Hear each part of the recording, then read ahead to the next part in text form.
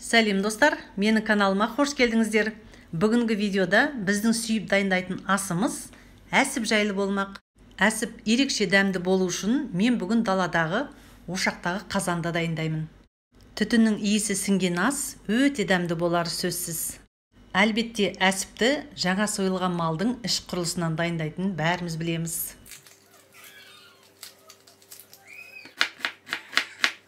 Ол үшін ең алдымен әсіпке қажетті тағамдарды жуып, аршып, турап, мясорубкадан өткізіп, бәрін дайындап аламын. Әркім өзінің талғамына қарай ас көкті қосуға болады. Мен бүгін өзімнің қолымда бар укроп пен петрушканы қостым. Мен бүгін әсіпті сиырдың іш құрылысынан дайындаймын. Оған жылқының майын қосамын. Дәл осылай ұсақтап турап аламын.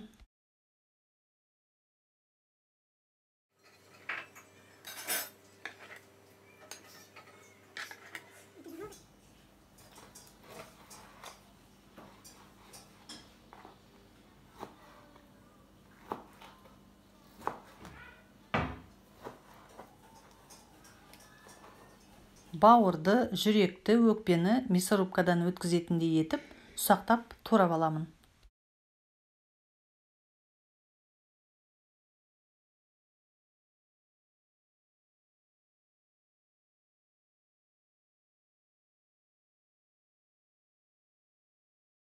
Мінекей достар, әсіпке қажетті дүниелердің бәрін турап дайындап алдым. Енді іш құрылыстың бәрін кезек-кезек мясорубкадан өткізіп аламын.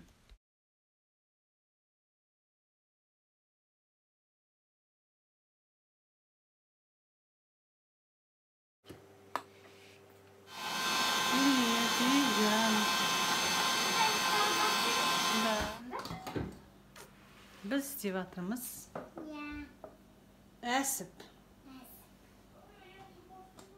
Ең соңында чеснокты бірге тартып аламын.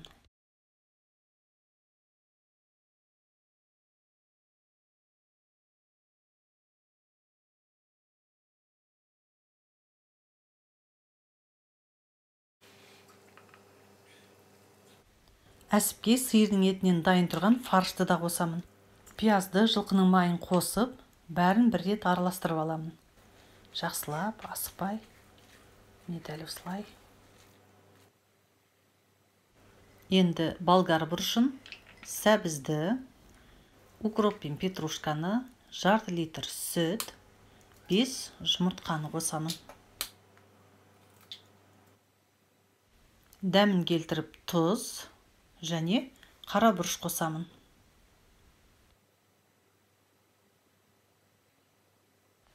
Тағы да жақсылап бәрін араластырып аламын. Менің марқұм анашым қой сойған сайын міндетті түрде әсіп дайындайтын. Бірақ ол әсіптің барлық іш құрылысын қолмен турап кесетін. Шешеміз шеқарын жуып соның әлегінде жүргенде, біз бала болсақ та қолымызға пышақ алып, отыра қалып турауға көмектесетін едік. Қазір міне техниканың дамыған уақыты, соған жүгініп, уақыт үнемдейміз. Ал енді ары қарай процесс жүреді. Қазір осының бәрін шек қарынға салып аламын. Менде жылқының шегі. Кейбіреулер әсіпке фаршты сұйық тауып дайындайды, бірақ маған ондай ұнамайды.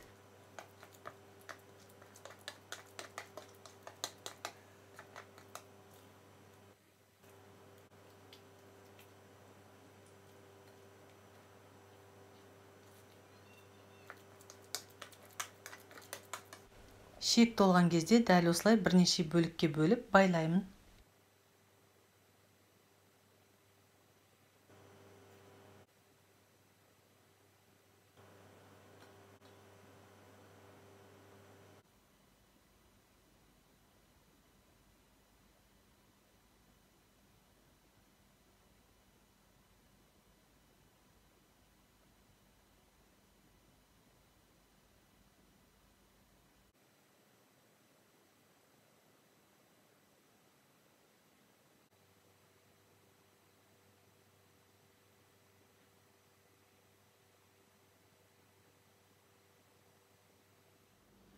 Әжеға, шұжыққа ұқсайды?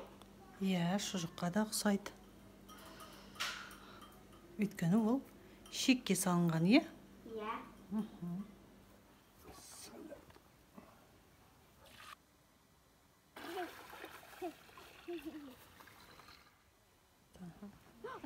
Bismillah.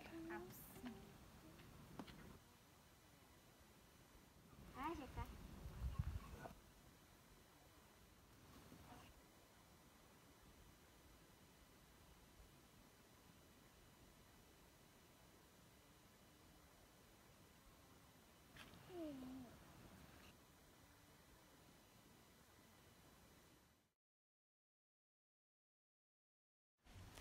Қазанға бәрін салдық. Енді бір қайнағанша бетін қақпақпен жауып қоямыз. Вот, молодец. Не бар сенде? Бір ойыншық. Қандай ойыншық? Ойыншық емес, анау тортқа. Тортқа салып қоятын ба? Салат. Сен құрт әкелген жоқсың ба? Торт алып келдім. Жеп жатырмын. Жарайды. Ас болсын, жеу. Рахмет. Ажека, тамақ қашан піседі? Қазір бір жарым сағат қайнатамыз. Күрішін саламыз. Сосын 2 сағат өтеді. Сосын тамақ жейміз. Иә. Еще рахат істейік. Не істейік? Рахат. Рахат деген. Демаламыз. Палка дейді. Палка емес ол. Кеуіп қалған шөпте. Иә, солай дұрыс. Қазақша сөйле жарай ма? Айсана қазақша біле ма? Иә. Қане сөйлеш қазақша. Қазақша сөйле. Бәріңе сәлем деп. Бәріңе сәлем. Менің атым Айсана. Менің атым Айсана. Мен Қазақстаннан. Сосын? Сосын не істейміз? Айсана сосын ойнайды. Көршінің балалары келеді, иә? Иә. Алина мен Норика. Цепулечки. Цепулечки. Цепулечкаларға су құю керек екен. Әрине мен су қоямын.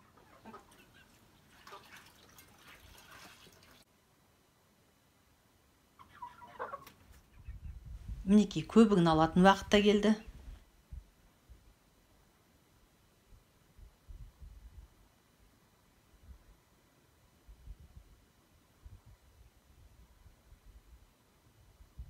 Енді дәмін келтіріп, тұзын саламын.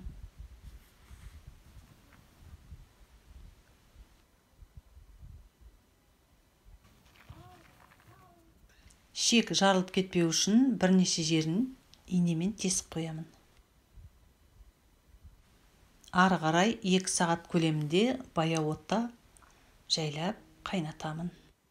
Ара тұра мінекей дәл осылай әсіптерді аударып отыру керек.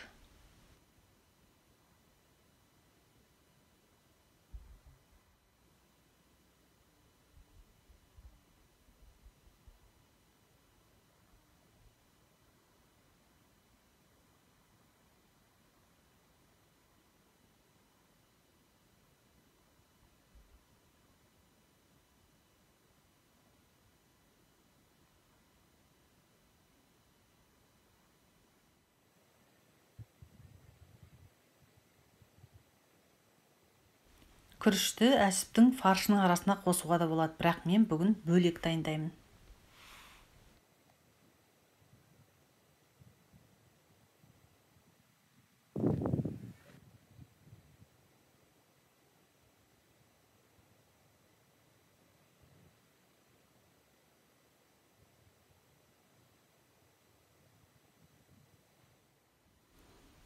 Асымыз дайын болып қалды. Енді осы уақытта күрішін салып 10 минут қайнатамын. Майлы сорпаға күріш өте әдемі, өте дәмді болып пісіп шығады.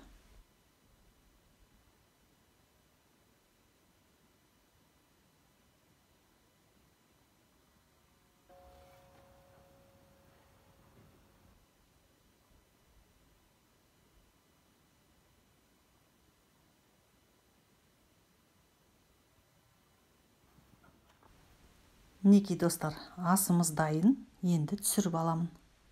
Әсіптің сорпасымен тұздық дайындап аламын.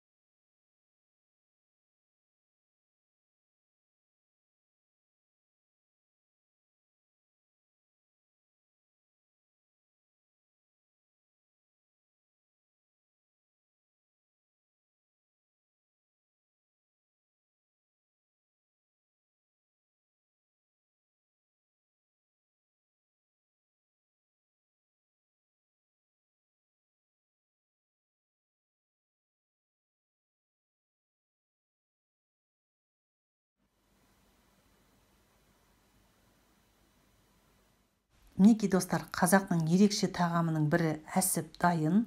Асымыз дәмді болсын. Менің сіздермен қоштасатын уақытым да келіп жетті. Осы видеоны басынан соңына дейін қарап шыққан жандардың бәріне алғысымды білдіремін. Және менің каналымды қолдап, өсіп өркендеуіне ат салысып отырған жандарға да өте ризамын. Осы видео ұнап жатса, лайк басып, комментарий жазуды да ұмытпаңыздар. Егер де видеоға қатысты сұрақтарыңыз туындап жатса, әрқашан жауап беруге дайынмын.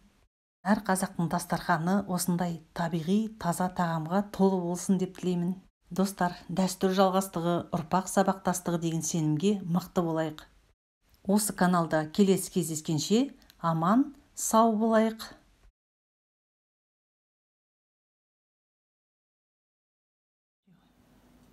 Canım sağ. Дәмді ме? Canım sağ, ас болсын.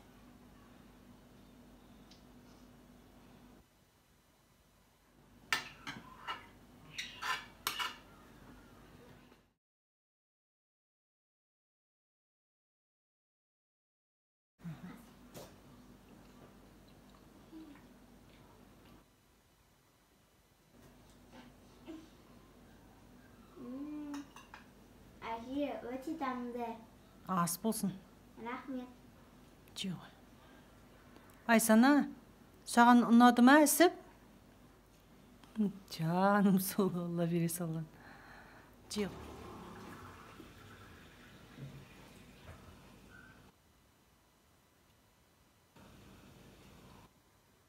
Достар, әсіп әбден салқындағаннан кейін әртүрлі тағам дайындауға болады. Мысалы, мен өзімнің балаларым сүйіп жейтін бутерброд жасаудамын.